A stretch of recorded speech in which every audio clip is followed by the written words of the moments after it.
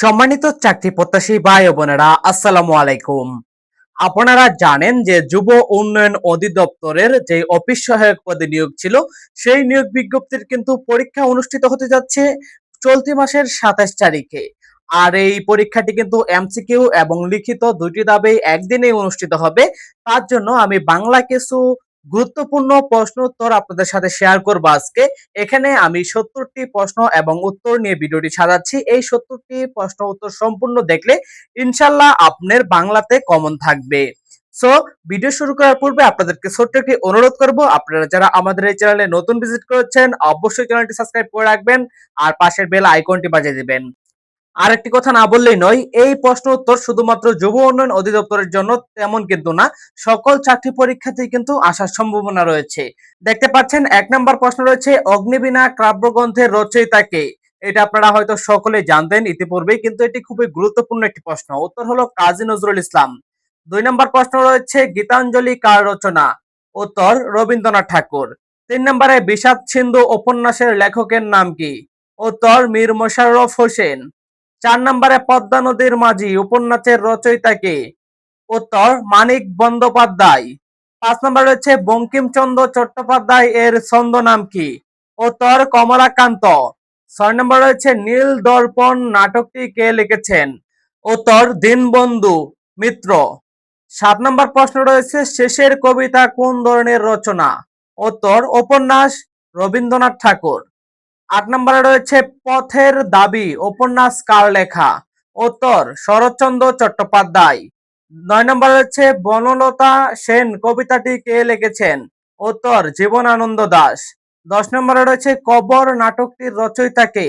উত্তর মুনীর চৌধুরী। ১১ নম্বরে রয়েছে, সঞ্চিতা কাব্য গ্রন্থটি কার?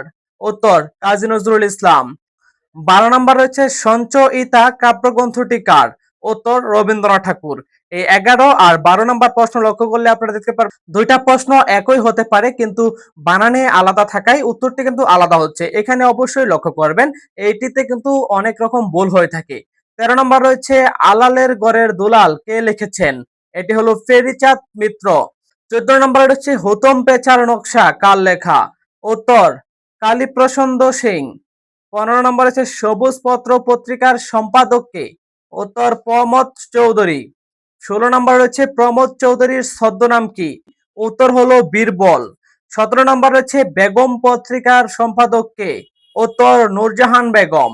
১৮ নম্বর রয়েছে, আমার দেখা নয়া চীন কি লিখেছেন? এটা সবাই জানেন, আপনারা এর আগে ওটা নিয়ে অনেক পড়ালেখা করেছিলেন। এটা হলো বঙ্গবন্ধু শেখ মুজিবুর রহমান। যেহেতু এই প্রশ্নটি আসার সম্ভাবনা নাই, তারপরে রেখেছি যদি আসতে পারে। ১৯ নম্বর রয়েছে, জমিদার দর্পণ নাটক কার লেখা? উত্তর মীর মশাররফ হোসেন। ২০ নম্বর রয়েছে, নকশি কাঁথার মাঠ কাব্যগ্রন্থের রচয়িতা কে? উত্তর জসিম উদ্দিন। জসিম উদ্দিনের উপাধি কি? উত্তর পল্লী কবি। ২২ নম্বর রয়েছে, ছিন্নপত্র কার লেখা? উত্তর রবীন্দ্রনাথ ঠাকুর। চিঠির সংকলন। এখানে ২৩ নম্বর রয়েছে, শ্রীকান্ত উপন্যাসের প্রধান চরিত্র কোনটি? শ্রীকান্ত রাজলক্ষ্মী। ২৪ নম্বরে রয়েছে, লাল সালু উপন্যাসের লেখক কে? এটি কিন্তু একটা গুরুত্বপূর্ণ প্রশ্ন, এর উত্তর হলো সৈয়দ ওয়ালিউল্লাহ। ২৫ নম্বরে রয়েছে, হাজার বছর ধরে কার লেখা? উত্তর জহির রায়হান। ২৬ নম্বরে রয়েছে, আরেক ফাল্গুন কার লেখা? উত্তর হলো জহির রায়হান ভাষা আন্দোলনের পটভূমিতে।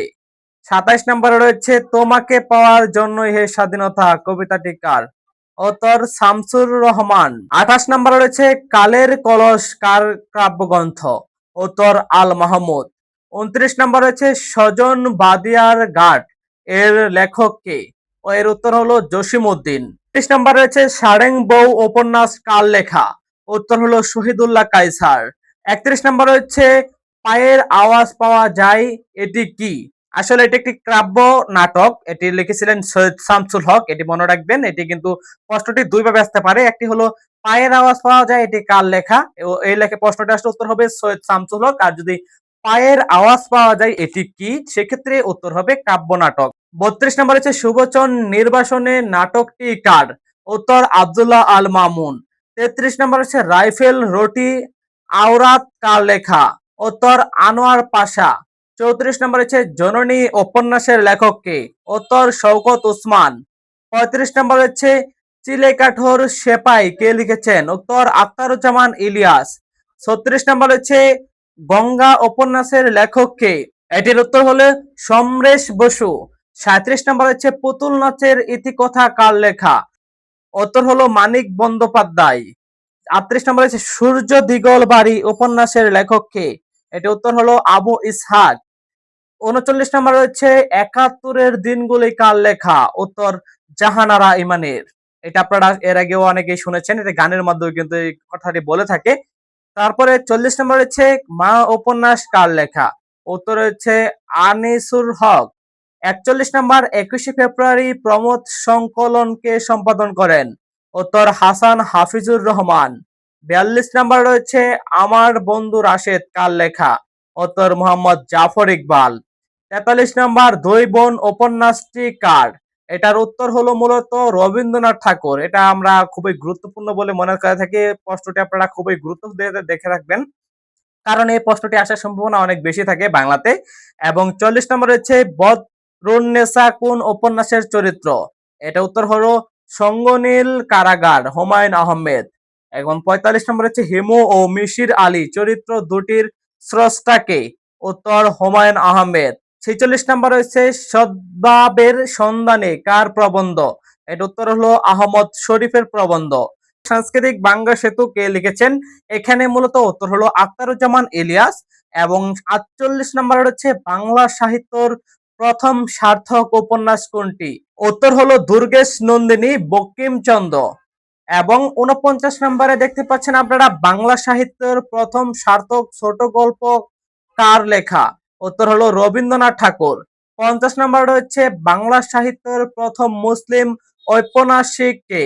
এটার উত্তর হচ্ছে মীর মোশাররফ হোসেন। এখন মূলত ব্যাকরণ অংশ। ব্যাকরণ অংশতে 51 নম্বরে আমরা রেখেছি বাংলা ভাষার স্বরবর্ণ কয়টি? এটি একটি সহজ প্রশ্ন হলেও প্রশ্নটি কিন্তু খুবই গুরুত্বপূর্ণ। এর উত্তর হলো 11টি। এবং 52 নম্বর হচ্ছে বাংলা ভাষার ব্যঞ্জন বর্ণ কয়টি? 39টি। বাংলা ভাষার মোট কয়টি বর্ণ আছে? এটির উত্তর হলো 10টি। এর মধ্যে স্বরবর্ণের সংক্ষিপ্ত রূপ। 55 নম্বর রয়েছে বাংলা ভাষার ফলা কয়টি? 6টি। উত্তর হলো বাংলা ভাষার ফলা 6টি। ব্যঞ্জন বর্ণের সংক্ষিপ্ত রূপ হলো বাংলা ভাষার ফলা। এবং 56 নম্বর রয়েছে বাংলা ভাষার স্পর্শ বর্ণ বা বর্গীয় বর্ণ কয়টি? উত্তর হলো 25টি। বাংলা ভাষার মাত্রাহীন বর্ণ কয়টি? এটি আপনারা সকলে জানেন, তারপরেও খুবই গুরুত্বপূর্ণ একটি প্রশ্ন। উত্তর হলো 10টি।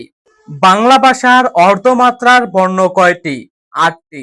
বাংলা ভাষার পূর্ণমাত্রার বর্ণ কয়টি? উত্তর 32টি। আরো লক্ষ্য করলে আমরা 60 নম্বর দেখতে পারবো আর একটি গুরুত্বপূর্ণ প্রশ্ন, ক থেকে ম পর্যন্ত 25টি বর্ণকে কি বলে? এটি কিন্তু একদমই গুরুত্বপূর্ণ একটি প্রশ্ন, ইম্পর্টেন্ট প্রশ্ন, মোস্ট ইম্পর্টেন্ট। এটি অবশ্যই আপনারা পরে মুখস্থ করে রাখবেন। ক থেকে ম পর্যন্ত 25টি বর্ণকে কি বলে? এটি হলো স্পর্শ বর্ণ। 61 নম্বর হচ্ছে গবেষণা এর সন্ধি বিচ্ছেদ কি? এটি হলো গয় ওকার প্লাস এ পেটকাটা মধ্যনা স মধ্যাহ্ন একার না, গবেষণা। এবং 42 নম্বর হচ্ছে বিদ্যালয় এর সন্ধি বিচ্ছেদ কি? এটি কিন্তু প্রায় সময় আমরা দেখে থাকি, এই প্রশ্নটি এসে থাকে বিভিন্ন পরীক্ষায়, বিদ্যালয়ের সন্ধি বিচ্ছেদ কি? এটি আপনারা সকলে জানেন, বিদ্যা প্লাস আলয়। এবং 43 নম্বর হচ্ছে নাবিক এর সন্ধি বিচ্ছেদ কি? নো প্লাস ইক। এটি কিন্তু নাবিকের সন্ধি বিচ্ছেদ। এবং 64 নম্বর হচ্ছে অভাব অর্থে কোন উপসর্গ ব্যবহার হয়? অভাব অর্থে কোন উপসর্গ ব্যবহার হয়? উপসর্গ কি আপনারা হয়তো জানেন, না জানলে আমাদের পরবর্তী ভিডিওর জন্য অপেক্ষা করবেন, সেখানে আমরা বিস্তারিত দেখিয়ে দিব, বুঝিয়ে দিব। ও অভাব অর্থে কোন উপন্যাস ব্যবহৃত হয়? এটি হলো সরেয়া, যেমন আলোনি, বা সরিও, যেমন অচিন। এবং 65 নম্বর রয়েছে উপসর্গ এর কাজ কি? উপসর্গ এর কাজ হলো নতুন শব্দ গঠন করা। এটা আপনারা হয়তো জানেন, এর আগে থেকে অনেকবার পরীক্ষা এসেছিল, আমি দেখেছি, আমি নিজেও দিয়েছিলাম এই ধরনের পরীক্ষা, যে এই ধরনের পরীক্ষাতে উপসর্গ এর কাজ কি এই প্রশ্নটি এসেছিল। 66 নম্বর হচ্ছে পাপে বিরত থাকো। পাপে কোন কারকে কোন বিভক্তি?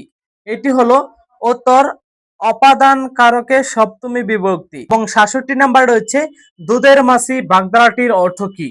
এটা সুসময়ের বন্ধু, কারণ দুধ যখন থাকে তখন মাছি আছে, দুধ যখন থাকে মাছির জন্য সুসময়, তার জন্য সুসময়ের বন্ধু হলো দুধের মাছি।